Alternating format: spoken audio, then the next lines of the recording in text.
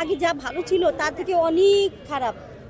আমাদের নেওয়ার মতো সামর্থ্য নাই, তারপরেও খেতে হয়, কি করব, খাওয়া তো আর বাদ দেওয়া যায় না। এখন দেখলাম আগের চাইতে অনেক খারাপ, আর অনেক দাম, সব জিনিসেরই দাম, কোনোটা মানে দামই নাই, সব কিছুই দাম।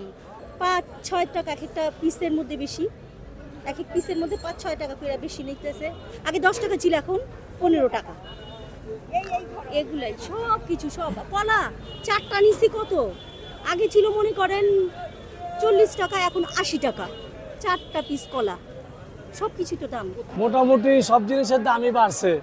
আপনার মনে করেন যে আমরা যে শরবতটা বিক্রি করতাম, এই শরবতটার মতো মানে যেগুলো মেটেরিয়াল, তরমুজের দাম বেশি এখন বর্তমানে, এর মধ্যে মোটামুটি চিনি সহনশীল আছে, এই বোতলটার দাম বেশি, এই কারণে মালের রেট 10-20 টাকা 50 টাকা বেশি পড়ছে।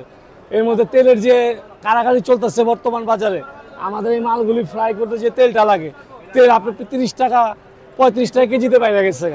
এর জন্য এই চিকেনগুলো ভাজতে আমাদের সমস্যা হচ্ছে, এই দামগুলিও বাড়ছে। মোটামুটি মনে করেন এখন সব জিনিসের দাম বেশি, দেশের মধ্যে কোনো দাম কম নাই, তো ওই হিসাবে আমাদের দাম বাড়ায় বিক্রি করতে হইতেছে। পেস্তা বাদাম, কাজু বাদাম ইন্ডিয়া থেকে আসতো, এখন আসে না, বন্ধ। এটা হলো মূল পয়েন্ট। একটা পেস্তা বাদাম, কাজু বাদামে 500 টাকা ডিফারেন্স বর্তমানে। আমি 740 টাকা কিনছি কাঠবাদাম, এবার 1240 টাকা।